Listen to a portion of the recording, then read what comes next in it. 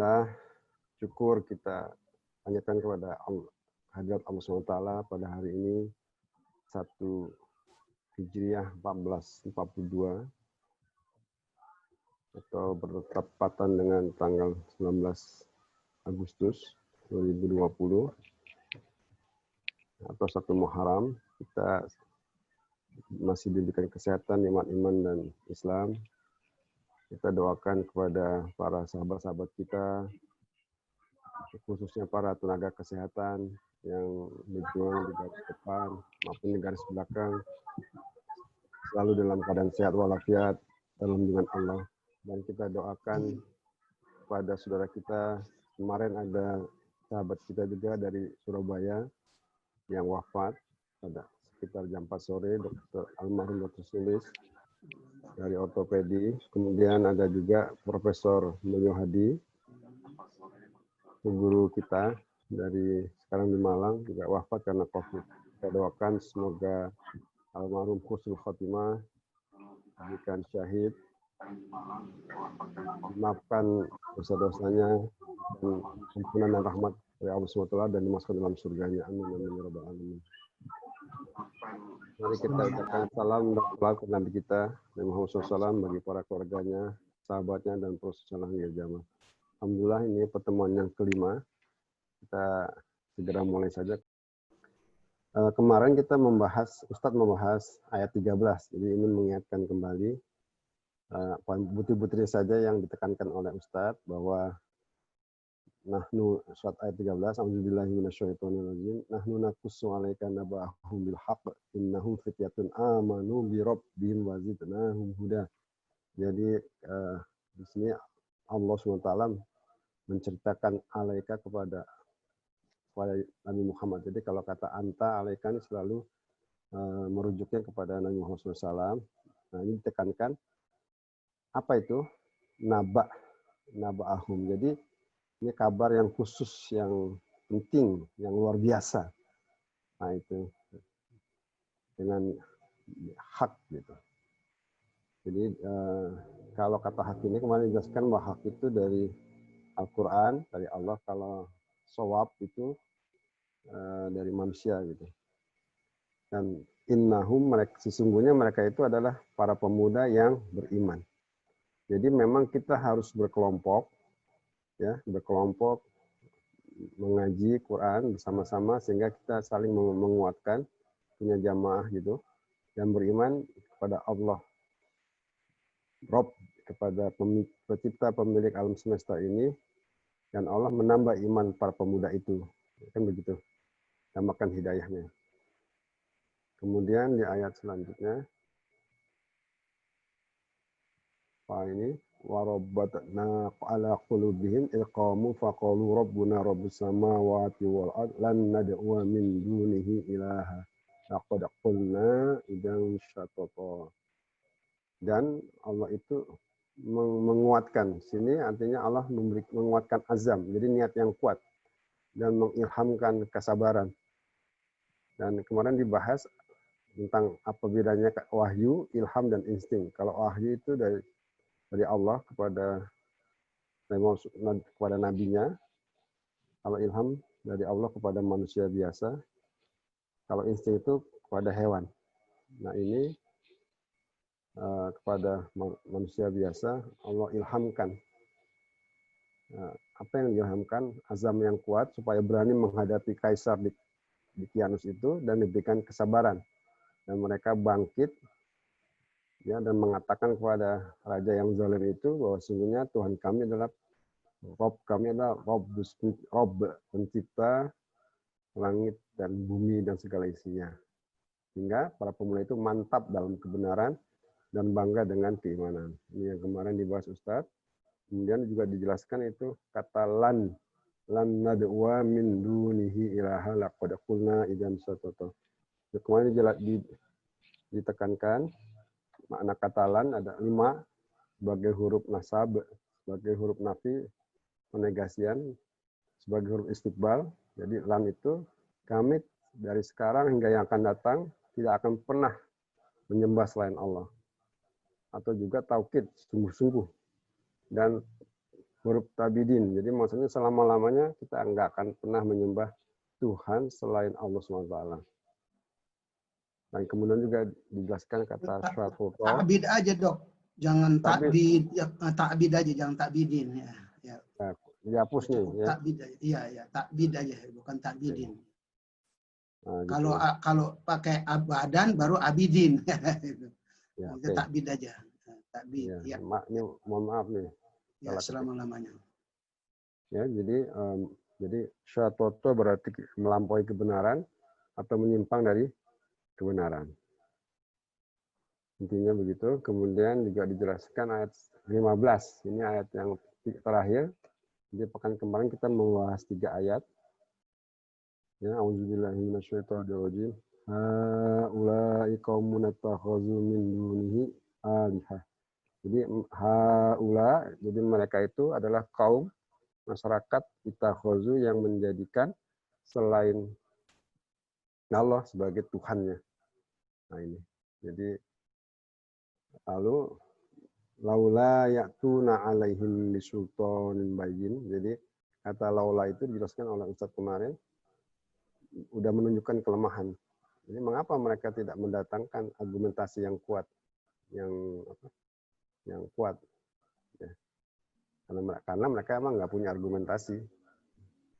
Maka barang siapakah yang lebih zalim daripada orang-orang yang membuat kebohongan terhadap Allah SWT. Itu kemarin yang ayat terakhirnya ayat 15. Jadi mutiara ayatnya dari yang sebelumnya, Ashabul Kahfi itu adalah salah satu mujizat Allah. Allah Subhanahu wa taala mengabulkan doa orang-orang yang beriman, dan iman adalah pelindung dari lingkungan yang buruk. Dan selanjutnya dengan hidayah Allah mereka bisa memilih tempat yang tepat, yang aman dari segi kesehatan dan aman dari dari keamanan dari raja yang zalim itu. Nah, untuk yang sekarang kemarin dijelaskan mutiara ayatnya adalah stay at home. Jadi cocok dengan situasi pandemi sekarang. Jadi kalau emang di luar itu tidak aman dan berbahaya buat kesehatan, ya sebaiknya stay at home. Demikian kemarin dijelaskan oleh Ustaz Hasan. Selanjutnya waktu dan layar saya serahkan kepada Ustaz Hasan Sogi untuk menjelaskan ayat selanjutnya. Silakan Ustaz. Assalamualaikum warahmatullahi wabarakatuh. Waalaikumsalam warahmatullahi wabarakatuh. Alhamdulillahirabbil alamin. Wassalatu wassalamu ala asyrafil anbiya'i wal mursalin sayyidina Muhammadin wa ala alihi wa ashabihi ajma'in. Amma ba'du, farabbi syrah li sadri wa yassir li amri wahlul 'uqdatam min lisani yafqahu qawli. Subhanaka la ilma lana illa ma 'allamtana innaka antal alimul hakim. Shadaqallahul azim wa shadaqa rasulun nabiyul karim. Para pendengar, para jamaah kajian tafsir surat Al-Kahfi yang dimuliakan Allah Subhanahu wa taala. Pertama-tama marilah kita panjatkan puji dan syukur kehadirat Allah Subhanahu wa taala yang mana pada saat ini kita masih diberikan nikmat iman, nikmat Islam, nikmat ihsan, nikmat sehat wal afiat serta nikmat panjang umur, sehingga dengan sisa-sisa umur kita yang masih ada ini, berkat hidayah dan inayah Allah Ta'ala kita dapat berkumpul bersama-sama di layar ini dalam rangka kajian surat Al-Kahfi. Salawat serta salam mudah-mudahan selalu dilimpahkan dan curahkan atas penghulu kita, pemungkas Nabi dan Rasul, junjungan kita baginda Nabi besar Muhammad sallallahu alaihi wasallam. Allahumma sholli wa sallim wa barik alaihi. Mudah-mudahan kita semua, keluarga kita, harta kita selalu dijaga dan dipelihara oleh Allah Subhanahu wa taala. Anak-anak kita jadikan anak-anak yang soleh dan soleha, istri kita menjadi istri yang soleha, kita menjadi suami-suami yang soleh, rumah tangga kita rumah tangga yang sakinah, mawaddah, warahmah. Dan juga sebagaimana tadi Dr. Basuki telah menyampaikan ucapan selamat ulang tahun kemerdekaan 17 Agustus, kemerdekaan negara kita RI, dan juga selamat tahun baru malam ini, malam pertama kita memasuki tahun baru Hijriah, yaitu tanggal 1 Muharram. Mudah-mudahan di tahun baru ini kita membuka lembaran-lembaran baru, amal-amal kita meningkat dan ibadah kita meningkat, dan semua mudah-mudahan yang dalam keadaan kita situasi seperti masih dalam keadaan pandemi, mudah-mudahan Allah angkat segera bencana ini, dan insya Allah kita harus berkeyakinan kita mengambil hikmah daripada pandemi ini. Mungkin kita ambil hikmahnya banyak di rumah, ya tentunya kita kalau kita mengambil hikmah ini, kita banyak ibadah, banyak berzikir, banyak berdoa, dan kita yakini insya Allah inna ma'al usri yusra. Setelahnya kesusahan ini insya Allah nanti kita mendapat kemudahan, walaupun kita jangan meyakini begitu selesai pandemi ini kita langsung 100% berubah, meningkat rezeki kita, kesehatan kita, dan perusahaan kita, tidak. Mudah-mudahan juga step by step maka akan Allah gantikan. Ya Allahumma abdilha khairum minha. Mudah-mudahan musibah ini Allah gantikan yang lebih baik daripadanya. Baiklah, kita lanjutkan. Saya tadi menulis ayat 16 sampai ayat 17 18, tapi Dr. Basuki mengingatkan ayat 16 belum ditafsirkan. Memang kemarin saya liwat baca harinya saja. Saya pikir ya cukup segitu, tapi tidak apa-apa, lebih bagus kalau memang perlu lagi dijelaskan lagi. Baik, saya baca dulu ayatnya. A'udzubillahi minasyaitonirrajim. Bismillahirrahmanirrahim. Wa iz i'tazaltumuhum wa ma ya'buduna illallah wa'u ilal kahfi yanshur lakum rabbukum min rahmatih wa yuhayyi lakum min amrikum mirfaqa. Wa tara asy-syamsa idza tala'at tazawaru an kahfihim dzatal yamin wa idza gharabat taqriduhum dzatal shimal wa hum fi fajwatin min dzalika min ayatillah. Man yahdillahu fahuwal muhtad wa man yudlil falan tajid lahu waliyyan mursyida. Wa tahsabuhum ayqadhan wa hum ruqud wa nuqallibuhum dhatal yamini wa dhatal shimal wa kalbuhum basitun ذراعيه بالوصيد لو اطلعت عليهم لوليت منهم فرارا ولملئت منهم صدق الله العظيم.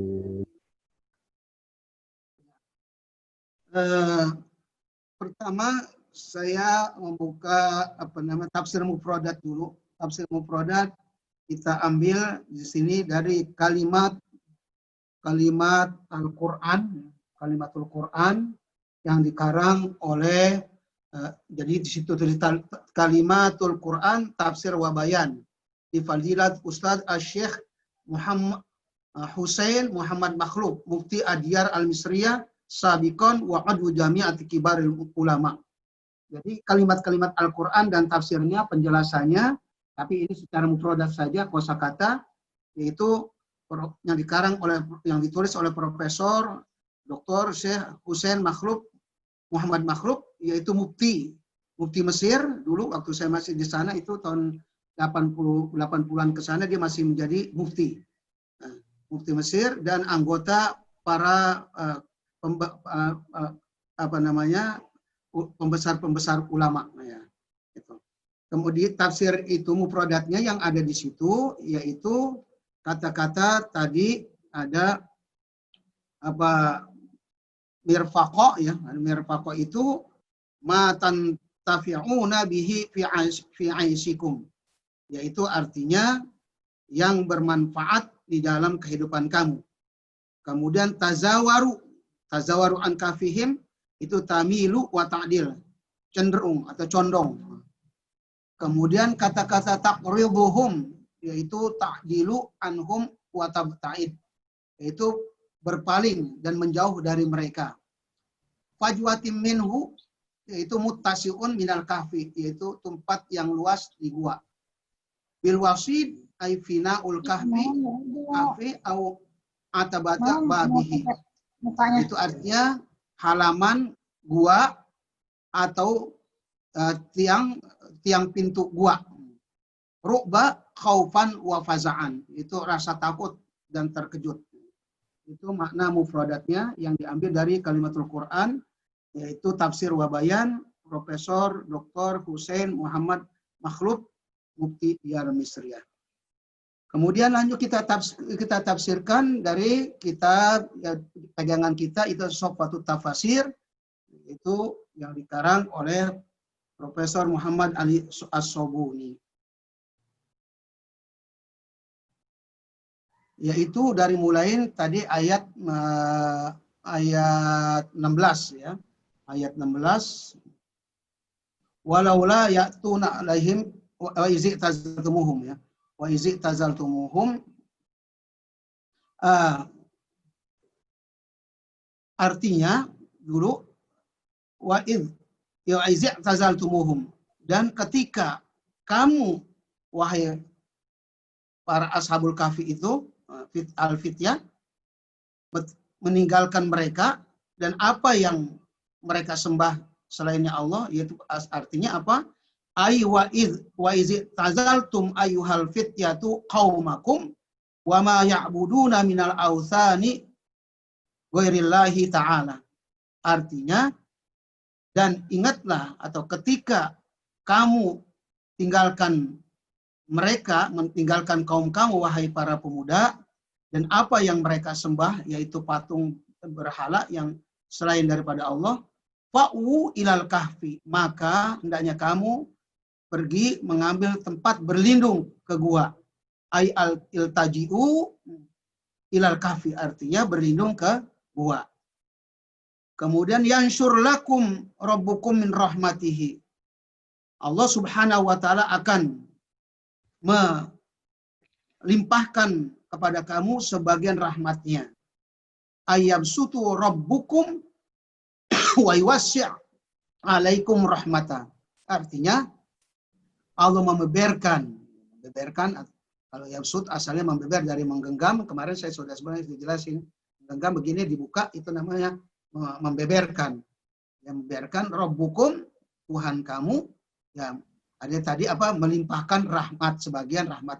Wa yuwassi' dan memperluas alaikum rahmatahu, dan memperluas kepada kamu rahmatnya. Kemudian ayat selanjutnya adalah wa yuhayyi lakum min amrikum mirfaqa. Tafsirannya ayyusahhilu alaikum asbabar rizqi wa ma tartafiquna bihi min hidain wa asya'in fi hadzal ghar. Jadi Allah mempersiapkan untuk kamu dari urusan kamu mirfaqa. Artinya apa?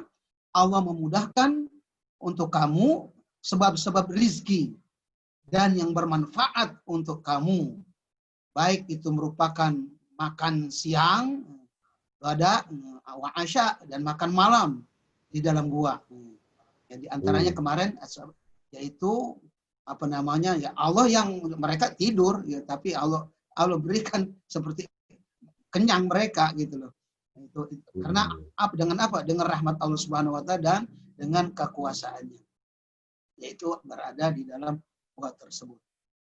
Kemudian saya ada tadi itu ada yang ayat yang 15 kemarin, ada yang belum di apa namanya footnote-nya itu belum ditafsirkan, belum dijelaskan itu. Yaitu di atas itu 2 baris dari atas dari tafsirannya, laula yatuna alaihim itu bi sultanim, di bawahnya laula, terus at-ta'jiz di bawahnya lagi itu ada footnote nomor 1. Izan kazibatun Allah. Itu footnote-nya nomor 1 di bawah, yaqulu asyahid Said Kutub. fi dhilar. Ya, kemarin dari awal kita katakan bahwa tafsir Sofatul Tafasir ini adalah pilih-pilihan ya. Tafsir-tafsir yang bagus-bagus diambil sebagai marajiknya, sebagai rujukannya ya. Bagi marajik sebagai rujukannya atau referensinya. Di antaranya di sini ada diambil dari Said Qutb itu di bawah, tapi itu karena tulisannya kecil, ini yang difotokopi ya, foto kecil. Ini asli, saya baca di aslinya ya. Ini Said Qutb Izal Quran ya, ini ada 6 jilid itu. Di situ dijelaskan bahwa ya di bawah, kalau tafsir itu di bawah yang ini ya, di sini yang kecil ini tulisannya. Nah, itu nomor 1 ya, harus kita baca juga karena emang dia tafsirnya mengambil dari beberapa tafsir. Jadi karena ini kecil, saya baca di aslinya di sini, dan juga memang tidak semua juga diambilnya dia dipotong-potong. Itu tidak apa-apa, memang biasa begitu dalam orang mengutip dari kitab-kitab lain. Yaitu dari mulai kata-kata di situ wa ilahuna yabdu mauqiful fityati wadihan shorihan hasiman la taraddadu fihi wala tala'tham. Dan sampai sini nampaklah sikap pemuda-pemuda tersebut gamblang, jelas, dan kuat pendiriannya ya. Tidak ragu-ragu lagi dan tidak juga neko-neko istilahnya, bahwa mereka pemuda-pemuda itu asyidda fi ajsamihim, yaitu kuat tubuhnya, bisa disifatkan asyidda fi ajsamihim, kerak tubuhnya juga sehat kuat. Nah, ini juga jadi satu syarat kita itu kalau kita pengen juga ilmu kita kuat, akidah kita kuat, termasuk badan juga harus sehat, harus kuat. Kan ada istilah al-aqlu salim fi jismis salim. Akal yang sehat itu berada pada tubuh yang sehat. Nah, si pemuda ini memang mencukupi pantas mereka itu menjadi contoh teladan kepada pemuda-pemuda yang lain, kepada kita. Yaitu asyidda fi ajsamim, kuat, keras ya. Ya, di sini mungkin tubuhnya besar, keker, kokoh, kuat. Asyidda fi imanihim, kuat juga dalam keimanannya. Asyidda fi istinkari ma'alaihi qaumuhum. Dan juga keras dalam mengingkari apa yang dilakukan oleh kaumnya, yaitu menyembah berhala. Nggak ada tawar-menawar. Nah, terusnya masih terus itu bacaannya, kalau kita lihat di bawah itu, kalau bisa besar ya, bisa dilihat di situ. Hadis walaqad tabayyana at-tariqan. Ya, telah jelas dua jalan itu, ya, dua jalan hak dan jalan batil tentunya. Kemudian waqtalafal manhajan, dan berbeda dua manhaj, yaitu dua jalan kehidupan. Ya, fala sabila ilal iltiqa, enggak ada jalan untuk bertemu. Tidak ada titik temu. Walalil musyarakah fil hayah. Nah, ini di sini ada wala musyarakah fil hayah, sedangkan di sini Sofatul Tafasir tidak ada. Itu dipotong sama dia. Itu tidak apa-apa, biasa begitu. Kalau kita nulis skripsi juga atau nulis tesis, kalau pakai bahasa Arab itu setelah kita kurangin, kita tambah ya, tapi kita ambil dari situ sumbernya, asalnya ada yang kita kurangi, ada yang kita tambah, itu akhir kita tulis tuh bitasarruf. Bitasarruf atau makna lugonya artinya bertindak sendiri, artinya mengurangi dan boleh menambah gitu. Jadi tidak salah kalau kita bilang bitasarruf, karena kalau kita kurangin dan kita tambah. Biasa begitu. Kalau itu wajib, itu kalau dalam menulis skripsi kita ngambil dari orang, ya kita tulis dari mana sumbernya. Kemudian kalau kita kurang, kita tambahin juga, harus kita tulis tuh. Di samping sumber dari situ kita ambil nama kitabnya, pengarangnya, dan juga kita tambahin dengan kata-kata bitasarruf. Nah, itu. Jadi supaya kalau kok ini kurang, kok ini lebih, nah, karena kita merubah sendiri, tidak apa-apa seperti itu. Kemudian wala budda minal firar bil akidah. Ya, mau tidak mau dia lari dengan membawa akidah. Innahum laisu rusulan ila qaumihim wa yuwajihum bil aqidati sahihati wa yad'uhum ilaiha wa yatalaqaw ma yaltalaqahu ar-rusul innama hum fityatun tubayyinu lahumul huda fi wasti zalimin kafirin wala hayata lahum fi hadzal wast inhum a'lanu aqidatahum wa jaharu biha wa hum la yatiquna kadzalika ayudaru alqaum wa yudaruhum. Nah, ini juga tidak ada wa yudaruhum di kalimat di situ, tidak ada ya. Kemudian juga tadi ada beberapa kalimat yang tidak ada juga. Wa ya'budu ma ya'buduna minal aliha ala sabili taqiyya wa yakhfau ibadatahum wa yakhfu ibadatahum lillahi wal arjah anna amrahum qad kushifa fala sabila lahum illa ayyafirru bidinihim ilallah wa an yakhtarul kahfa ala zinatil hayat wa qad ajma'u amrahum fahum yatanajawna bainahum. Nah, kemudian juga di situ ditambah belakangnya itu dari di sini sudah pindah beberapa halaman beberapa baris. Faizan al-kahf fadaun fasihun rahibun wasi'un. Nah, di situ tidak ada kata-kata fadha dan kata-kata rahib. Nah, di sini ada di Said Kutubnya, yaitu kahfi itu ya.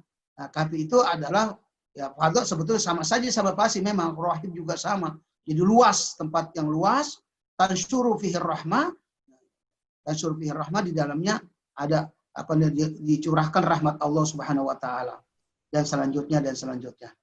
Di sini jelaslah dua jalan, yaitu berbeda jalan, tidak ada titik temu dan tidak ada musyarakah fil hayat, tidak ada juga hidup bersama di dalam kehidupan itu sama mereka.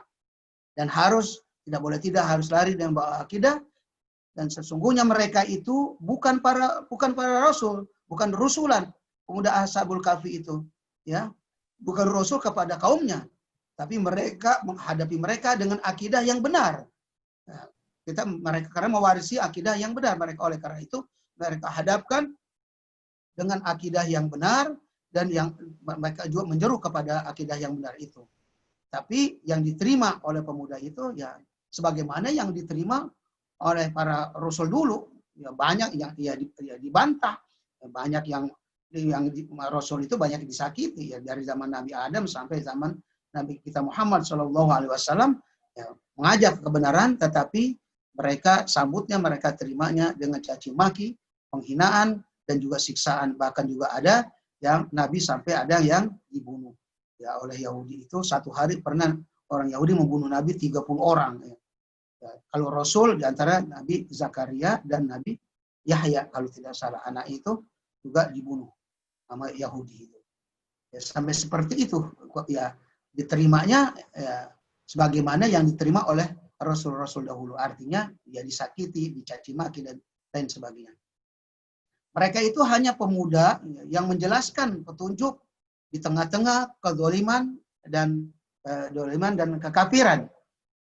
Tidak ada tidak ada kehidupan bagi mereka di tengah-tengah mereka itu kecuali mereka mengumumkan akidah mereka, akidahnya, dan menjelaskan akidah yang benar, dan mereka tidak mampu juga untuk neko-neko atau cari muka kepada mereka, nggak bisa, dan mereka pun kaumnya juga tidak ada juga basa-basi, ya semua terang benderang mereka menentang, mereka juga menjelaskan akidah yang jelas, tidak pakai ya tedeng aling-aling, dan mereka pun menerimanya sama seperti itu.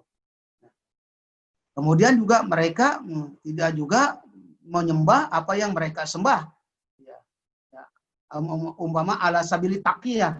Taqiyah itu kita tahu ada istilah taqiyah itu pada ajaran atau manhaj orang Syiah.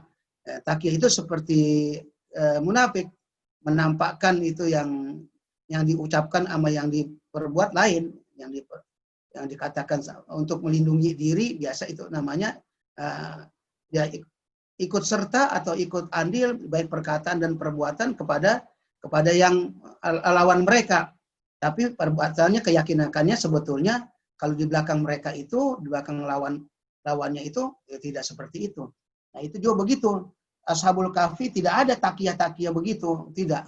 Pokoknya jelas, pokoknya akidah saya ini, tidak mau ikut.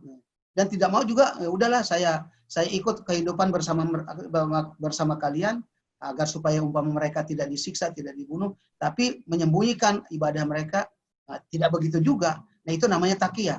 Nah, tapi Ashabul Kahfi ini tidak. Para pemuda ini adalah tidak ada taqiyah, tidak ada sabil taqiyah. Apa ya? Jadi pokoknya jelas akidah saya begini dan ibadah sebegini dan hidup juga tidak bisa bersama-sama kalian. Tidak pakai menyembunyikan ibadahnya.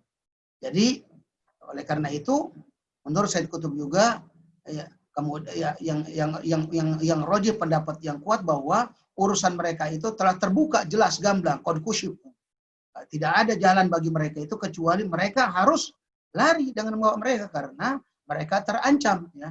Mereka terancam dengan membawa mereka. Ini juga pernah dilakukan oleh Nabi dan para sahabat Nabi. Ya, bukannya takut mati. Ini karena kalau Nabi mati, umpamanya atau sahabat mati, itu kan dakwah bagaimana? Itu jadi ya sekarang juga kan ada ya dilakukan oleh ulama juga dulu dan sampai sekarang ada. Mereka bukan lari, bukannya takut mati, tapi lari untuk membawa agama mereka. Seandainya kalau dia pasrah saya begitu, mempertahankan akidah tapi tidak lari, diancam dibunuh, ya akhirnya mati dakwah itu kan. Apa yang mereka yakini, siapa yang menyebarkan lagi gitu. Nah, kita bisa contohlah zaman sekarang kan ada yang seperti itu. Ya, saya tidak sebut nama juga. Ya kan seperti itu. Jadi lari membawa agama ya bukannya pengecut ya. Bukannya pengecut karena untuk menyelamatkan nyawa, untuk menyelamatkan juga akidah. Ya tidak ada jalan lain kecuali mereka lari dengan membawa agama mereka ya. Lari kemana? Ya kepada Allah juga ke sana. Karena itu juga diilhami oleh Allah Subhanahu wa taala, mereka lari ke dalam gua. Mereka pilih gua itu ya mereka utamakan itu daripada perhiasan kesenangan dunia.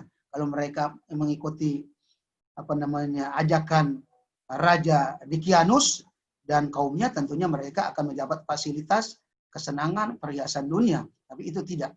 Mereka tidak pilih itu. Mereka pilih gua daripada kesenangan dunia.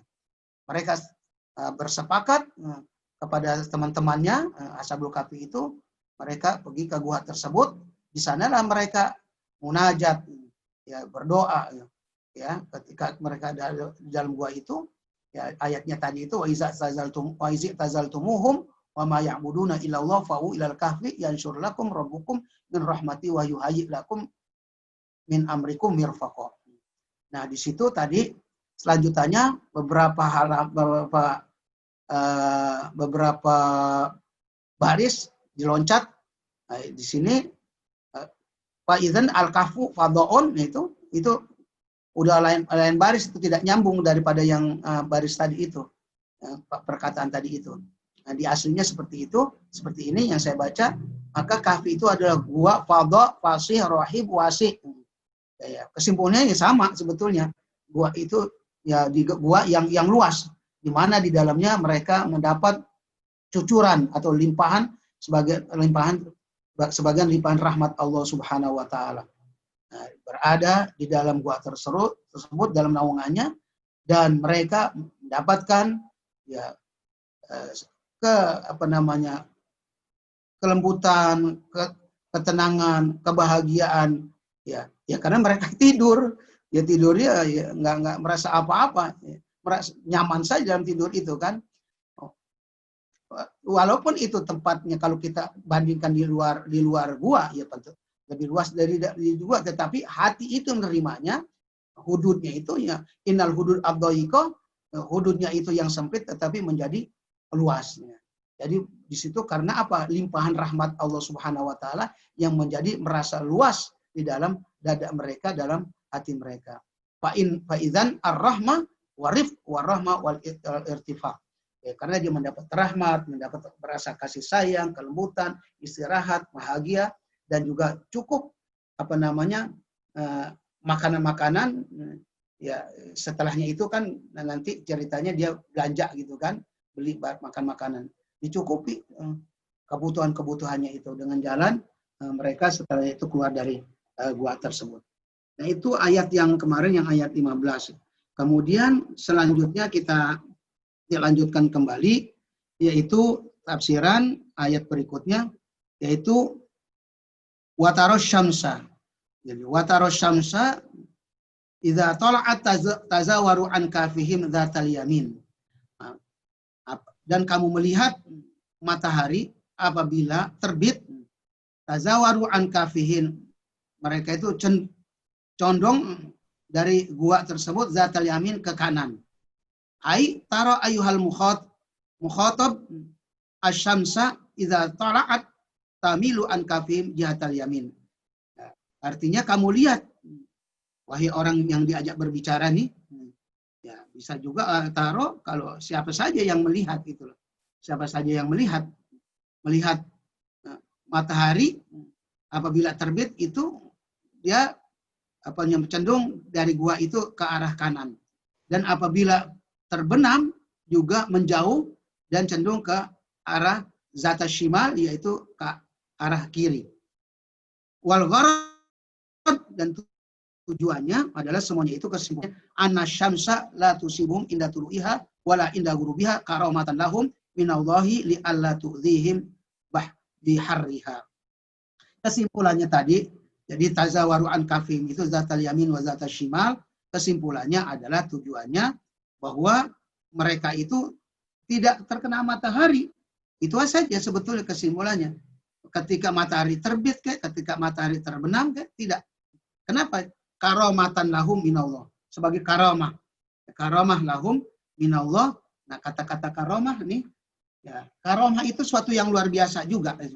Ya, karamatan lahum dari Allah Subhanahu wa taala agar supaya mereka tidak disakiti atau tidak tersengat oleh panasnya matahari. Nah, kata-kata karamatan lahum. Kemarin kita terangkan kalau nggak salah tentang apa wahyu ya. Wahyu kata makna lugawinya adalah suara khofi ya, sautun khofi, suara tersembunyi atau bisikan. Kalau itu asalnya itu, atau isyaratul khofiyah, dan isyarat yang tersembunyi atau bisikan. Kalau kepada Nabi disebut namanya wahyu, kepada manusia adalah ilham, kepada binatang adalah insting. Nah, sedangkan itu mukjizat adalah mukjizat itu amrun khariqun lil adat. Mukjizat amrun khariqun lil adat. Perkara yang menembus adat. Adat itu diterjemahkan kepada kita ya sudah sama, adat juga artinya kebiasaan. Jadi itu mukjizat. Amrun khariqun lil adat. Perkara yang menembus kebiasaan. Artinya apa? Yang luar biasa. Jadi yang biasa begini ditembus. Ya, gitu. Umpama Nabi tangannya kalau kita sobek itu keluarnya darah. Tapi Nabi tangannya keluar air ketika perang Badar ya, untuk para sahabat untuk minum karena kehabisan air, untuk wudhu juga. Itu namanya luar biasa, melanggar adat itu. Adatnya keluar darah tapi keluar air. Dan banyak yang lain-lain lagi. Semua itu adalah sesuatu yang luar biasa. Mukjizat itu sendiri asal kata-kata ijaz itu artinya lemah, melemahkan apa? Melemahkan orang lain. Orang lain tidak bisa menantang mukjizat itu. Itu perkara yang luar biasa, itu namanya mukjizat. Nah, sekarang kalau karomat itu yang luar biasa juga. Cuman kepada manusia biasa.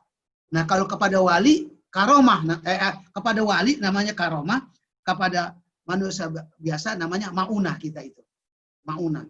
Nah, karomah ya bahasa Indonesia bilang keramat itu. Ya sudah ada keramat luar batang. Nah, itu asalnya itu ada sesuatu yang luar biasa di sana gitu loh. Nah, ada sesuatu yang luar biasa. Ya, kalau luar batang itu dulu Habib itu meninggalnya di laut, tapi dibawa oleh ombak ke air ke pinggir laut, maka airnya yang dikuburkan di sana di luar batang di Jakarta Utara itu. Keramat luar batang. Di sini juga ada kita di Condet, yaitu di Hawi itu. Ya. Nah, di Hawi itu ada juga ada keramat di situ di depannya. Nah, itu asalnya itu karomah. Ya, bahasa Arab karomah, jadi bahasa Indonesia jadi keramat. Ada sesuatu yang luar biasa kepada orang yang meninggal itu. Ya, itu kepada orang biasa namanya karomat. Nah, kepada kita maunah. Ya, mauna artinya asalnya itu pertolongan, makna lugawinya. Pertolongan artinya kita mendapat pertolongan yang luar biasa, yang tidak disangka-sangka, yang tidak diduga-duga, dan suatu yang aneh pertolongan itu. Itu namanya maunah kepada apa namanya nabi atau rasul, mukjizat, kepada wali adalah karamah, kepada orang biasa namanya disebut namanya maunah. Nah, ini dikatakan karamatan lahum. Jadi karamah ya. Karamah itu tadi suatu yang luar biasa yang diberikan kepada wali. Jadi termasuk berarti Ashabul Kahfi ini termasuk wali. Kayak kita di sini wali Songo gitu. Bagaimana hebatnya wali Songo kan seperti itu. Jadi Ashabul Kahfi ini ya tingkatannya tingkatan wali. Karena karamatan lahum diberikan karamah dia minallah dari Allah kepada ala tu'zihim biharya, supaya tidak mereka tersengat oleh matahari. Wahum fi fajwati minhu, sedangkan mereka di dalam lubang yang luas. Ai fi muttasiin minal kafi, artinya dalam keluasan di dalam lubang tersebut. Wa fi wasatihi, dan di tengah-tengahnya. Bihaisu la tusibuhum syamsu la fi ibtida'in nahar wala fi akhirih. Nah, mereka tidak tersengat oleh matahari, baik di dalam permulaan siang, yaitu maksud pagi-pagi, waktu tolaat tadi, terbit matahari, wala fi akhirihi, dan juga pada akhirnya, itu pada sore hari. Ya, itu suatu karamah dari Allah Subhanahu wa Ta'ala. Dzalika min ayatillah. Sebelumnya saya menafsirkan dzalika min ayatillah, tadi ada kata wahum fi fajwatin. Wahum sedikit bahasa Arabnya nih, wahum fi fajwatin. Wahum, wawunya wawu haliyah, hanya mereka di dalam wa itu tidak tersentuh oleh matahari, dan baik awal hari dan juga pada akhirnya. Wahum fi fajwatin, tadi wahum, wawunya itu bahasanya wawunya wawu haliyah.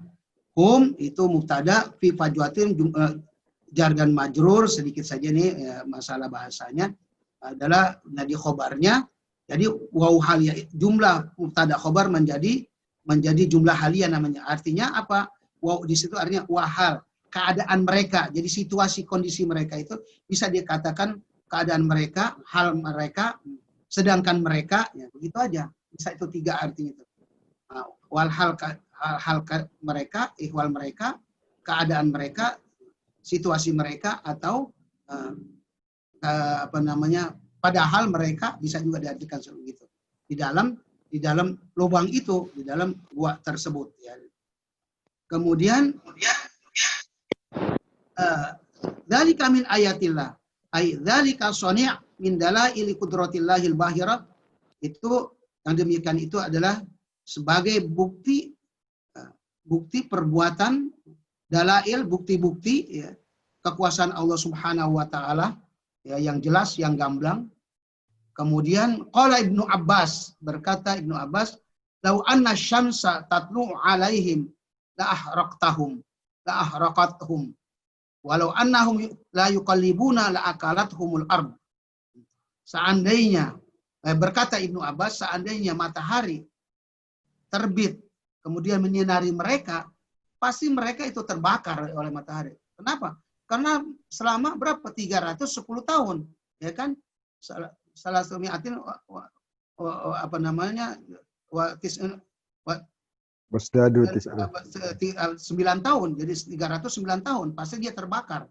Dan seandainya mereka tidak membolak-balikan badannya, pasti mereka sudah dimakan oleh ulat. Dengan kekuasaan Allah, mereka tidur 309 hari, tetapi mereka tidak tersengat matahari, dan mereka membalik-balikan tubuhnya. Nah, itulah dikatakan dzalika min ayatillah. Itu adalah sebagai bukti kekuasaan Allah Subhanahu wa Ta'ala. Kemudian sedikit lagi, mayahdillahu fawal muhtad, ayman wafiqullahu lil iman wa yurshidu ila tariq sa'adah wa huwal mubtadi haqqan. Dan siapa yang Allah beri petunjuk, yang Allah tunjukkan kepadanya, maka dialah orang yang mendapat petunjuk. Allah berikan taufik untuk keimanan dan ditunjukkan kepada jalan kebahagiaan. Dan mereka itulah yang sebenarnya orang-orang yang mendapat petunjuk. wa may yudlil falan tajida lahu waliyyan mursyida. Dan siapa yang Allah sesatkan, falan yang tadi pernah dari Bapak Haji Dr. Basuki menanyakan kepada saya arti kata lan huruf nasab itu, yaitu di sini ada wa may yudlil falan tajida lahu waliyyan mursyida. Ya, siapa yang Allah sesatkan itu maka dia sama sekali tidak kamu tidak dapatkan dia seorang penolong pun. Wali itu artinya wa may yudlilhu Allahu wa may yudlillahu bisu'i amalihi falan tajida lahu man yahdihi. Artinya siapa yang Allah sesatkan dengan keburukan amalnya, maka sama sekali sampai kapanpun selama-lamanya kamu tidak dapatkan ada orang yang dapat memberikan petunjuk. Jadi tadi saya jawab kepada Dr. Basuki, Dr. Haji Basuki, lan artinya harfu nasab itu menasabkan kalimatnya, artinya barisnya itu fathah, baik domatain atau juga fathah satu saja. Falan tajida itu tajida. Asalnya tajidu sebelum kemasukan lan itu. Jadi falan tajida jadi haruf nasab artinya menasabkan kalimat berikutnya yaitu kalimat fiil. Asalnya tajidu ya, kemasukan lan jadi tajida. Kalau dua nih andai kata dua tajidani kemudian kemasukan lan maka dibuang huruf nunnya jadi lan tajida. Kalau jamak tajiduna maka jadi lan tajidu. Jadi pakai wawu tambahin alif nunnya dibuang. Kemasukan huruf lan itu namanya huruf nasab, menasabkan. Kalau mufrad single itu yang asalnya domah menjadi fathah. Kemudian kalau dua musanna artinya tajidani membuang huruf nunnya. Kemudian kalau jamak banyak yaitu asalnya tajiduna membuang huruf nun. Nah itu. Kemudian masalah artinya itu adalah masanya yang akan datang. Jadi sama sekali jadi sampai kapanpun kamu tidak mendapatkan sampai kapanpun. Kemudian maknanya mana taukid. Taukid itu artinya benar-benar kamu tidak mendapatkan. Kemudian makna takbid selama-lamanya. Jadi benar-benar sesungguhnya sampai kapanpun benar-benar selama-lamanya kamu tidak akan mendapatkan penolong yang memberi petunjuk ke jalan yang benar. Itu kata-kata yang tersirat dari kalimat falan tajidalahu waliyam mursyida. Kemudian ini saja karena menyebut kahfi, ya, menyebut kahfi sudah disebut 2 kali di dalam tafsir. Di sini tidak ada di mana letaknya kahfi itu. Kemarin kita sudah sebutkan letak itu ternyata juga berbeda pendapat, sama masa juga begitu. Ini di dalam tafsir Maraghi, sebenarnya tafsir Maraghi yang kasih lembaran jilid-jilid seperti begini dikatakan fi ayyi zamanin kana qasasu ahlul kahfi. Pada zaman kapan kisah cerita ahlul kahfi itu ashabul kahfi. Jadi Rajah Ibnu Katsir dari tafsir Ibnu Katsir, ya, tafsir Ibnu Katsir yaitu Tafsirul Azim Ibnu Katsir ini tafsirnya. Jadi tafsir Maraghi ini mengambil dari Ibnu Katsir, ya. Ibnu Katsir ini tulisannya agak kecil, saya ambil dari tafsir Maraghi gitu. Nah, Maraghi dikatakan di sini arti apa langsung saja saya artikan supaya cepat, ya. Jadi menurut Ibnu Katsir bahwa kisah Ashabul Kahfi itu adalah terjadi sebelum qabla maji'i an-nasraniyah wala ba'daha. La ba'daha. Kama rawahu katsirun minal mufassirin. Mutabi'ina min asari anil Arab. Jadi menurut Ibnu Katsir bahwa cerita Ashabul Kahfi ini sebelum datangnya Nasrani dan bukan setelahnya. Kemarin kan kita bilang kapan? Setelahnya Nabi Isa, kan gitu ya. Nabi Isa itu berbeda pendapat. Jadi ternyata itu kebanyakan emang itu katanya. Tapi Ibnu Katsir tidak sependapat seperti itu. Ya. Jadi dalilnya bahwa yang demikian itu bahwa ahbar Yahudi yaitu pendeta-pendeta Yahudi mereka itu menjaga betul berita-berita ini, cerita ini mereka dapat dari orang-orang Yahudi, yaitu sebelumnya ini cerita ini sebelumnya datang Nasrani sebelumnya Nabi Isa di sini. Ya, itu. Kemudian diriwayatkan dari Ibnu Abbas bahwa orang Quraisy mengirim mengirim utusan atau ke pendeta Yahudi di Madinah. Mereka mencari sesuatu di antara mereka itu yang untuk menguji bagaimana Rasulullah SAW itu, betulkah Rasulullah itu, Nabi Muhammad itu ada seorang nabi, karena dibuktikan Nabi Muhammad ini bisa menceritakan Ashabul Kahfi ini. Dari mana Nabi taunya? Kan Nabi tidak tahu. Yang membuktikan bahwa Nabi diturunkan bahwa Al-Quran itu benar, karena Al-Quran menceritakan tentang Ashabul Kahfi itu datang sebelumnya Nabi Isa, sebelumnya Nasrani, ataupun sesudah Nasrani. Nah, Nabi juga hidup di zaman mereka. Ini untuk membetulkan Al-Quran itu benar-benar wahyu Allah Subhanahu Wa Taala. Itu menguji tentang cerita Ashabul Kahfi ini, tentang Rasulullah Sallallahu Alaihi Wasallam. Benar nggak bahwa Rasul itu ada, Nabi Muhammad SAW seorang Nabi dan Rasul? Bagaimana dia bisa mendapat cerita itu? Ternyata setelah dikonfrontir, cerita itu benar, yaitu. Maka mereka utus nanya kepada pendeta-pendeta Yahudi. Ternyata cerita itu memang diceritakan oleh pendeta-pendeta bahwa cerita Ashabul Kahfi benar adanya seperti yang diceritakan di dalam Al-Quran tersebut. Wa fi hadza a'zamu al-adillah ala anna dzalika kana mahfuzun inda ahli kitab wa annahu muqaddamun ala nasraniyah. Dan berdasarkan inilah dalil yang paling besar, paling kuat bahwa yang demikian itu terjaga cerita ini pada ahli kitab, yaitu pada ahli kitab itu kalau Al-Quran, ahli kitab yang Yahudi dan Nasrani. Wa annahu muqaddamun ala nasraniyah, bahwa cerita itu lebih dahulu datangnya dari sebelumnya kedatangan Nasrani. Itu poin yang kelima ini, bahwa orang yang beriman dan beramal soleh tentu akan menerima pahala tidurnya para penghuni gua, yaitu Ashabul Kahfi, tidak sama dengan tidurnya orang biasa. Ya, keadaan tidur mereka itu adalah di luar kebiasaan hukum alam. Ya, karena itu termasuk tadi karomah. Ya, kalau Nabi kan mukjizat. Ini kalau wali berarti karena karomah. Begitu juga tentang munasabahnya. Dulu kita sudah sampaikan munasabah yang sebelumnya itu dari ayat akhir surat Al-Isra, yaitu dalam surat Al-Isra itu ayat yang lalu itu Allah menerangkan tentang kebenaran Al-Quran, kemudian berikutnya yaitu tentang penentangan terhadap paham tentang adanya anak Tuhan, dan menjelaskan pula penciptaan pada benda-benda, yaitu tadi yang mirfaqo tadi itu, benda-benda bumi, untuk menunjukkan kebenaran ayat-ayat Al-Quran serta kekuasaannya. Kemudian, maka kisah Ashabul Kahfi yang lengkap dalam ayat-ayat ini lebih memperkuat kebenaran Al-Quran dan kekuasaan Allah Subhanahu wa Ta'ala. Kemudian kisah ini juga merupakan mukjizat Al-Quran karena Nabi belum mengetahui kisah ini sebelumnya. Nah, itu.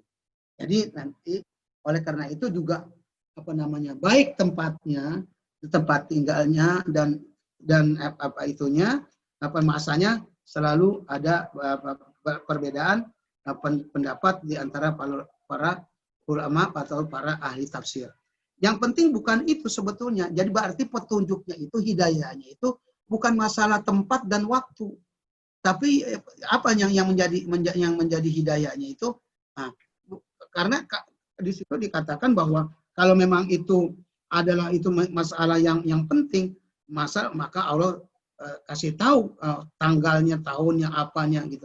Tapi itu tidak masalah yang penting, tempat masanya dan masanya, karena para ulama berbeda pendapat dalam penafsirannya itu. Jadi berbeda seperti itu. Nah, inilah barangkali jadi petunjuknya itu adalah, hidayahnya adalah mereka tidur di dalam gua selama 309 tahun, dan petunjuknya itu mereka berada di dalam gua yang sempit, ya, tetapi mereka menjadi luas, ya, karena dilimpahkan dengan rahmat Allah Subhanahu wa Ta'ala. Itu petunjuknya, hidayah itu di situ. Yang kedua, Yang ketiga, bahwa mereka tidak tersentuh matahari selama 9 tahun itu. Walaupun kan bumi ini kan berputar beredar. Tentunya matahari itu juga jadi berputar sinarnya itu, tapi selama itu tidak kena mereka itu sinar matahari. Tadi dikatakan seandainya mereka kena sinar matahari, pasti mereka sudah terbakar dengan matahari itu. Kemudian juga yang mukjizatnya yang berikutnya adalah karomahnya itu ya, karomahnya adalah bahwa mereka itu bolak-balik sehingga dia tidak dimakan rayap. Nah, di situ hidayahnya. Jadi kalau kemarin kita udah nyebutkan juga tuh masanya datang setelahnya Nasrani ya, setelahnya Nabi Isa. Kemudian tempatnya di sini. Nah, tempatnya di sini. Nah, sedangkan di sini berbeda pendapat. Karena emang bukan itu petunjuknya. Petunjuknya bukan itu, hidayahnya bukan seperti itu. Nah, tempatnya di sini juga dari kitab ini, tempat gua itu mufasir dalam menentukan tempat gua tersebut itu banyak berbeda pendapat juga. Yang mari kita sebut di antara Rum. Di sini dikatakan fakilahum qoribun min Ilya, yaitu dekat dari Ilya. Ilya itu dalam kurung itu Baitul Maqdis. Baitul Maqdis berarti Palestina. Nah, itu Palestina. Itu pendapat yang pertama. Palestina itu mana? Di tafsir masih disebutkan Bibila di Syam. Di negeri Syam. Negeri Syam itu mana? Negeri Syam itu ya Palestina. Kalau dulu tuh masuk Palestina, kemudian juga Mesir, kemudian Lebanon, Suriah, dan juga sebagian, kalau ada yang masukkan juga Saudi. Itu namanya negeri Syam dulu. Sama seperti Madinatul Munawwarah. Dulu disebutnya bukan Madinatul Munawwarah, Yasrib. Ya, Nabi hijrah ketika Yasrib. Nah, itu mana Yasrib itu? Di mana? Ya, sekarang sudah nggak ada lagi nama itu. Namanya adalah Yasrib itu namanya adalah Madinah Munawwarah sekarang gitu. Begitu juga Saudi. Orang bukan begitu bilang Saudi dia ada namanya itu lagi lain. Nah, di sini dikatakan pendapat pertama adalah Qorib min Ilya, yaitu dekat Baitul Maqdis. Negerinya dulu namanya negeri Syam. Qala Ibnu Ishaq. Ibnu Ishaq ini adalah ahli sejarah, mengatakan Inda Nainua di Biladil Musol. Nainua itu di negara dekat Musol. Ya. Musol itu dulu namanya kampung Yunus bin Matta. Ya, Nabi Yunus. Ya. Yunus bin Matta itu kamu di Nainua. Itu di Musol. Itu pendapat yang kedua. Yang ketiga, wakila bibila di Rum. Yang kemarin kita sudah sebutkan. Negara Rum. Walam yakum ilal an ad-dalil ala syai'in min dzalik. Tidak ada dalil ya sedikit pun yang pasti untuk menerangkan tempat itu. Walau kana lana fi ma'rifati dzalika faidah diniyah la arsyadnallahu ilaihi. Seandainya untuk mengetahui tempat gua tersebut yang pasti ada, kalau itu emang ada faedahnya, faedah dalam agama, maka pasti Allah akan menunjukkan kita ke situ. Padahal itu ma taraktu syai'an yuqarribanakum anin nar illa wa qad a'lamtukum bihi. Tidak ada sedikit pun yang aku tinggalkan yang membuat mendekatkan kamu ke surga dan menjauhkan kamu ke neraka, kecuali aku telah menjelaskannya. Jadi kalau memang itu ada faedahnya, ya pasti Nabi jelasin.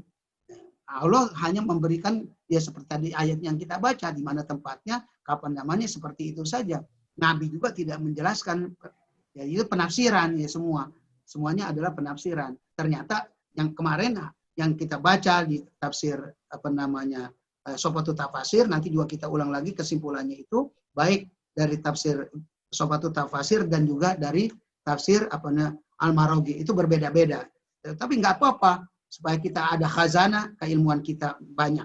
Kita tahu kalau tadi yang dulu kita itu hanya baru satu pendapat, ternyata di dalam tafsir lain, supaya nanti kalau ada orang yang ceritakan, oh kata sepulan begini bulan, iya memang kalau kita baca buku satu saja jadi kita saklek, akhirnya kita dituduh atau ya siapa saja bisa dituduh itu atau bilang alirannya beda, atau mungkin juga wah dia bodoh dan segala mungkin dengan berbagai macam tuduhan.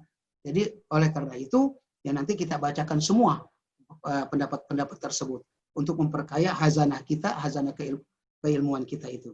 Jadi dan perlu diketahui bahwa kalau tidak ulama berbeda pendapat, maka hidayahnya itu Al-Quran bukan di situnya, tetapi adalah apa sih tujuannya, poinnya itu apa. Seperti buah khuldi, ya salah satu contoh Nabi Adam makan buah khuldi. Penafsirnya ada yang bilang buah delima, ada yang bilang buah apel dan lain sebagainya. Berbeda pendapat tuh. Nah, hidayahnya apa sih? Bukannya masalah yang harus kita cari buah yang pasti itu yang benar yang mana, bukan itu. Jadi hidayahnya itu apa, petunjuknya itu, mukjizatnya itu bahwa Nabi Adam melanggar larangan Allah Subhanahu wa taala memakan suatu buah, baik itu masalah namanya buah anggur, buah delima, itu enggak ada urusan. Karena itu udah berbeda pendapat. Jadi petunjuknya itu adalah bahwa Nabi Adam melanggar memakan buah. Maka sehingga dia diusir dari surga. Begitu juga ini, masalah tempat tinggal, masalah masa, dari kapan mulainya Ashabul Kahfi, itu tidak penting. Nah, sehingga oleh karena itu mereka berbeda pendapat. Jadi yang pentingnya petunjuknya itu mereka tinggal dalam gua. Yang gua mananya dia nggak tahu. Gitu, nggak persisnya tidak tahu. Pendapat itu ada banyak tadi itu. Tapi dia tinggal di dalam gua, kemudian masanya ya selama berapa mereka tinggal 309 tahun. Masalah setelah Nabi Musa, Nabi Isa, setelahnya Nabi Isa atau sebelumnya itu bukan penting bagi kita. Tapi hanya untuk kita ketahui, harus kita ketahui saja sebagai hazanah keilmuan kita bahwa kita tuh banyak kita baca kitab, kita banyak baca buku, tidak hanya satu pendapat saja sehingga kita tidak saklek, sehingga kita tidak, apalagi kalau sekarang misalnya tidak radikal, merasa kita saja yang benar, orang lain salah. Padahal pendapat itu berbeda, banyak pendapatnya dalam masalah itu. Itulah barangkali Dok. Ya ini sampai kelebihan waktunya. Baik, terima kasih Ustadz Hasan Sohibi. Jadi kita mendapatkan penjelasan dari dua ayat Ustadz ya, ayat 16 dan ayat 17. Ini kelihatannya ada komentar dari Dr. Prita. Bila Allah tidak membolak-balikan tubuh mereka, maka bisa dipastikan akan terjadi dekubitus. Nah, ini istilah kedokteran. Kalau misalnya seperti orang misalnya lumpuh atau stroke yang tidak diputar-putar, kalau istilah kedokteran itu miring kiri, miring kanan. Nah, nanti akan terjadi luka pada tubuh akibat tekanan yang terlalu lama di tempat yang sama gitu. Jadi jangankan sampai ratusan tahun, dalam hitungan pekanan saja bisa muncul luka dekubitus itu, luka karena tekanan. Jadi masya Allah. Ya, iya, betul, masya Allah itu betul. Di situ ada hubungan dengan ada korelasi dengan ilmu kedokteran, kesehatan. Sebagaimana kemarin juga berlindung dari kahfi itu ilmu kesehatan, keamanan, ya, itu juga ada hubungannya. Kemudian ini ya dalam ilmu kesehatan dan ilmu kedokteran. Dan betul sekali itu Dok, betul. Masya Allah. Ada lagi pertanyaan, Ustaz. Dalam surat Al-Kahfi itu ada kisah Nabi Musa alaihissalam berinteraksi dengan Nabi Khidir ya.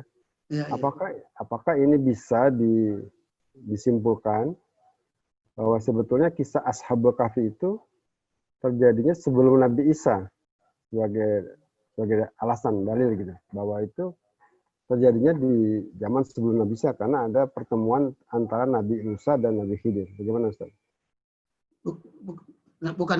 Bukan Nabi Isa, Nabi Musa. Ya, Nabi Musa dan Nabi Khidir kan ada jumpa itu. Ya, Nabi Musa dulu yang ya. Apakah ini bisa disimpulkan bahwa kisah Ashabul Kahfi ini terjadinya sebelum Nabi Isa alaihissalam? Ya, iya bisa begitu. Yang pendapat yang dari Ibnu Katsir. Ya, logikanya itu. Kalau pendapat Ibnu Katsir berarti sebelumnya Nabi Isa itu. Terima kasih Ustadz Hasan Sohibi. Saya minta waktu sedikit apabila ada pendengar yang ingin langsung boleh resen atau langsung saja bicara. Mungkin ada yang mau memberikan sedikit pendapat atau komentar atau pertanyaan. Assalamualaikum warahmatullahi wabarakatuh. Waalaikumsalam. Waalaikumsalam warahmatullahi wabarakatuh. Silakan, namanya siapa nih? Dari Dr. Sigit. Oh, enggak, Dok. Suaranya jelas. Yang membuat saya agak khawatir justru yang tadi disebutkan tentang barang siapa Allah berikan petunjuk, maka Allah akan beri petunjuk, dan yang akan disesatkan maka tidak akan ada penolong atau orang yang bisa memberikan petunjuk. Ini apakah ciri-cirinya orang yang Allah beri petunjuk itu seperti apa, dan orang yang disesatkan itu seperti apa? Jadi Dr. Sigit ini ingin mengklarifikasi, memastikan jangan sampai itu kita termasuk bagian yang disesatkan. Oleh karenanya beliau bertanya, apa ciri-cirinya orang-orang yang diberi petunjuk, dan apa ciri-cirinya orang-orang yang disesatkan itu. Bagaimana tuh cirinya? Biar kita tahu, biar kita tidak jadi begitu gitu. Biar kita Jadi termasuk kalau orang begini, kalau orang kita nih kita dikasih ilmu juga nggak lahir itu kan dalam keadaan bodoh. Kalau orang yang ciri-ciri orang yang mendapat petunjuk, kalau dia sesat, dia jalan di jalan tidak benar, diberi petunjuk melalui ustadz, dikasih tahu begini jalan yang benar tuh begini, mereka nuruti. Wah, itu kemarin berarti saya keliru. Nggak pakai gengsi-gengsi.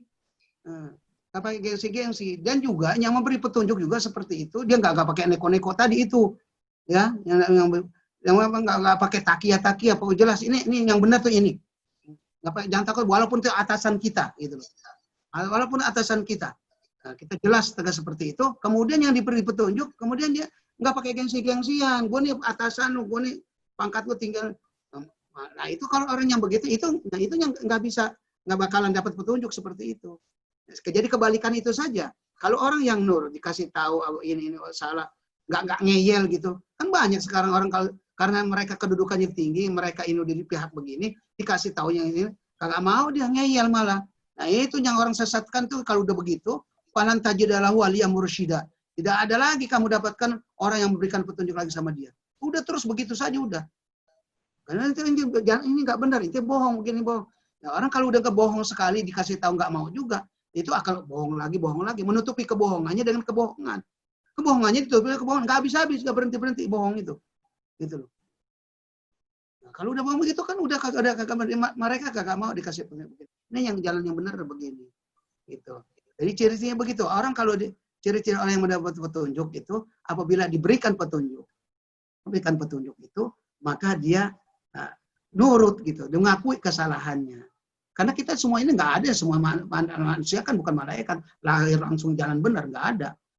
Ada yang nggak benar kita jalani, kemudian diberi petunjuk, dikasih tahu, atau dengan belajar seperti ini, ya dia tidak membantah apa yang dikatakan ini. Ya, kecuali tadi saya bilang yang masalah khilaf itu jangan kita pertahankan. Oh tempatnya ini di sini, kata dia di sono, enggak bisa. Nah, itu orangnya masa begitu nggak usah. Bukan itu Al-Quran hidayahnya. Ya, bukan masalah tempat bukan waktu. Tapi merekanya itu, dan mereka ditinggal di situ nggak bisa makan kok, nggak tidur gitu, hidup. Nah, itu masalah itu aja. Nah seperti itulah barangkali. Nah, tadi emang ada kalimat yang tadi itu ya, yang memang dikhawatir banget, betul itu dokter nanya itu lan tajidalahu waliya mursyida. Lan jadi berarti kan kagak bakalan benar-benar sungguh-sungguh sama sekali, ya kan, sampai kapan pun juga, ya sampai hari kiamat kalau udah begitu nanti. Karena waktunya ke depan takbid kan, itu huruf takbid yang dokter sudah simpulkan selama-lamanya. Nah, itu. Karena orang kalau udah coba dah, kita bisa buktikan dalam kehidupan nyata ini. Orang sudah dikasih tahu begini-begini. Walaupun dia profesor doktor, saya katakan ilmunya banyak. Kalau hidayah tidak sampai, udah ngeyel terus begitu loh. Tidak bisa, hancur gitu.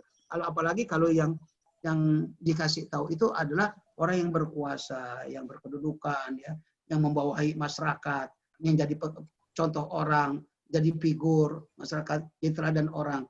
Nah, itu kadang-kadang merasa gengsi. Nah, gengsi harus jalan begitu. Akhirnya membawa orang semua jadi orang sesat. Nah, itu. Seperti begitu. Ya itu barangkali itu jawaban saya ya, dokter, mudah-mudahan Dokter Allah alam sedikit, bisawab. jelas ya. Ya, jelas. Jadi, apa Alhamdulillah. masih mau ada pertanyaan dari Dokter Prita? Silakan Dokter Prita. Itu. Assalamualaikum warahmatullahi wabarakatuh. Ustadz, Waalaikumsalam. tadi Ustadz mengatakan dalam bahasa Arab cuma saya belum bisa menirukan, tapi artinya adalah akal yang sehat berada pada tubuh yang sehat. Nah, Ya. saya jadi ingat sebuah slogan yang berasal dari bahasa Latin yang dulu pada zaman saya SD, yaitu mens sana in corpore sano. Iya. Ternyata di dalam Islam juga ada yang seperti itu. Tetapi pertanyaan saya, dalam zaman sekarang, tidak selalu akal yang sehat itu berada pada tubuh yang sehat. Contohnya, orang-orang yang sakit jiwa. Ya. Orang-orang yang sakit jiwa itu badannya kuat, fisiknya bagus, tetapi jiwanya tidak sehat. Yang pada dirawat di rumah sakit jiwa. Dan yang tidak dirawat di rumah sakit jiwa juga banyak, yang tubuhnya sehat, badannya kuat, fisiknya bagus, tetapi jiwanya preman. Nah, seperti itu bagaimana menjelaskannya? Terima kasih. Sehat Jelas. yang tadi apa?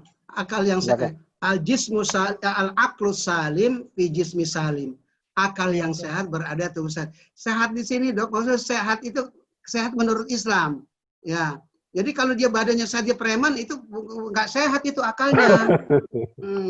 Ya akalnya nggak sehat kan, al-aqlu salim fi jismi. Akal yang sehat udah pasti tubuhnya sehat gitu loh. Kalau lagi meriang saja kita udah mikir udah nggak enak, Dok, gitu. Jadi patokannya itu akalnya sehat nggak dia? Gitu loh. Kalau akalnya dia sehat berarti tubuhnya itu sehat, walaupun dia kerempeng gitu loh. Ya kan, walaupun kalau kita sakit nih, yang biar itu pikiran sudah berubah, nggak bukannya sehat itu bukan berarti apa namanya dia berpikir preman, itu nggak sehat tubuh itu, hanya pikirannya, tubuhnya sehat tapi pikirannya nggak sehat. Jadi patokannya pikir al-aqlu salim itu di pertama gitu, akal yang sehat menunjukkan badannya sehat. Bukannya badannya sehat menunjukkan akalnya sehat, terbalik gitu. Jadi nggak bisa dibalik. Akal sehat berada tubuh yang sehat, bisa saja itu tadi. Orang yang badannya sehat, akalnya itu tidak sehat, yaitu seperti tadi yang dokter Prita contohkan, badannya sehat tapi pikirannya itu orang gila gitu kan, badannya sehat tapi gila. Nah itu berarti akalnya nggak sehat. Nah tapi ungkapan tadi adalah didulukan dengan akal dulu. Al-aqlu salim fi jismi salim. Akal yang sehat berada, pasti kalau yang akalnya sehat pasti tubuhnya itu sehat gitu loh. Iya. Tapi kalau tubuhnya sehat belum tentu akalnya sehat gitu. Jadi nggak bisa dibolak-balik kayaknya. Iya, jadi nggak bisa dibolak-balik gitu. Nggak bisa dibalik. Nggak bisa dibolak-balik gitu. Nggak reversible ini, ya, ini satu aliran, satu alir. Iya. Baik, terima kasih. Terima kasih banyak. Ustaz Hasan, ini Pak Jazuli mau bicara sedikit. Silakan Pak Jazuli. Iya. Ya, dulu kalau SD itu kita dapat sejak SD udah dikasih tahu matahari itu sehat buat tulang kalian gitu. Ternyata pas di ayat ini Allah tidak memberikan sinar matahari secara langsung kepada para pemuda kahfi ini. Jadi ya karena lagi tidur, jadi memang cocok gitu kalau kita beraktivitas kita butuh sinar matahari, tapi kalau lagi tidur ya memang hindari sinar matahari. Jadi ini komentar saya aja, jadi saya baru ngeh gitu. Oh ternyata dulu pernah ada komentar itu kok nggak dapat sinar matahari pemuda, kan matahari sehat. Mungkin sehat kalau kita beraktivitas, sementara kalau kita istirahat ya jangan sampai terkena sinar matahari. Mungkin itu komentar saya, barangkali bisa menguatkan atau memberi tambahan penjelasan. Bisa juga tambahan untuk bisa juga untuk memperkuat ya. Tapi yang jelas memang itu kan poinnya di situ, karena selama 350 tahun mestinya seharusnya kena gitu loh. Itu maksudnya poin itu. Ayat Allahnya itu di situ, mujizatnya itu, mujizat Al-Qur'annya di situ, karomahnya itu di situ. Ini nggak kena begitu loh. Padahal matahari kalau ini pasti ke situ gitu. Makanya dikatakan tadi, nanti kalau matahari kok malah dia condongnya ke kanan, ini kok condong ke kiri. Padahal musuhnya ke situ. Mereka ada di daerah pasti kena gitu. Baik di waktu terbit, waktu masanya itu, atau di waktu ini, tapi tidak kena. Tapi itu poinnya sih sebetulnya itu. Ya apalagi kalau dihubungkan juga dari ilmu kesehatan ya bisa juga. Ya kan ditambah untuk memperkuat itu. Karena mereka tidur nggak beraktivitas, ya nggak kena matahari nggak apa-apa. Kita disuruh kena matahari karena harus beraktivitas. Jadi, Tapi mataharinya tetap masuk ke dalam gua, hanya tidak menyinari atau menyentrong langsung ke tubuh mereka, tetapi masih masuk itu kelihatannya di dalam gua. Ya, di pintu. Karena guanya yang sangat luas. Iya. Ya, memang kan Al-Quran memberikan isyarat kepada manusia untuk belajar ilmu pengetahuan dan teknologi gitu. Itulah makanya kita ngaji Quran ini agar kita termotivasi untuk juga mempelajari ilmu pengetahuan dan teknologi. Kalau kita punya ilmu pengetahuan dan teknologi, mungkin kita bisa memahami Al-Quran dengan lebih baik, Ustadz ya. Akhir kajian kami mohon doanya Ustadz, karena doa itu adalah senjata kita orang beriman. Jangan sampai kita yang dikhawatirkan Dr. Sigit itu, ya, nauzubillah min dzalik, jangan sampai terjadi. Mohon doanya, semoga kita tetap dalam hidayah Allah SWT. Silakan Ustaz, sambil menutup acara ini. Terima kasih. Astaghfirullahaladzim, astaghfirullahaladzim, astaghfirullahaladzim. Lakal hamdu ya maulana ya ma'bud. Allahumma sholli wa sallim ala sayyidina Muhammad fil awwalin wa sholli wa sallim ala sayyidina Muhammad fil akhirin wa sholli wa sallim wa radiyallahu tabaraka wa ta'ala min kulli sahabati rasul ajma'in. Alhamdulillah rabbil alamin, hamdan yuafi ni'amahu wa yukafi mazidah. Ya Rabbana lakal hamdu kama yanbaghi li jalali wajhikal karim wa 'azimi sultanik. Al-maghfir lana wa liwalidayna warhamna warhamhuma kama rabbayana shighara. Amin. Rabbana hab lana min azwajina wa dhurriyyatina qurrata a'yuni waj'alna lil muttaqina imama. Rabbana atina min ladunka rahmah wa hayyi' lana min amrina rasyada. Amin. Allahumma inna na'udzubika minal junun wal juzam wal baras wa sayyi'il asqam. Allahumma inna na'udzubika min qarana wa abidhu anna warfa' anna ya arhamar rahimin. Allahumma barik lana fi hadza syahr Muharram wa barik lana fihi wa aina fihi ala siyam wal qiyam wa tilawatil Qur'an. Allahumma ansur al-Islam wal muslimin wa al-kafarata wal mubtadi'ata wal musyrikin wa dammir a'da'aka a'da' ad-din wa shattid shamlahum wa farriq jam'ahum wa aqlil 'adadahum wa badil diyarahum. Rabbana taqabbal minna innaka antas samiul alim wa tub 'alaina innaka antat tawwabur rahim. Rabbana iftah bainana wa baina qaumina bil haqq wa anta khairul fatih. Rabbana ighfir lana wa liwalidayna warhamna warhamhuma kama rabbayana shighara. Rabbana ighfir lana wa li ikhwanina alladhina sabaquna bil iman wa la taj'al fi qulubina ghillan lil ladzina amanu rabbana innaka ra'ufur rahim. Rabbana atina fid dunya hasanah wa fil akhirati hasanah wa qina adzaban nar. وادخلنا الجنة مع الأبرار يا عزيز يا غفار يا ستار يا قهار يا جبار يا رب العالمين. وصلى الله على سيدنا محمد النبي الأمي وعلى آله وصحبه وسلم. سبحان ربك رب العزة عما يصفون وسلام على المرسلين والحمد لله رب العالمين.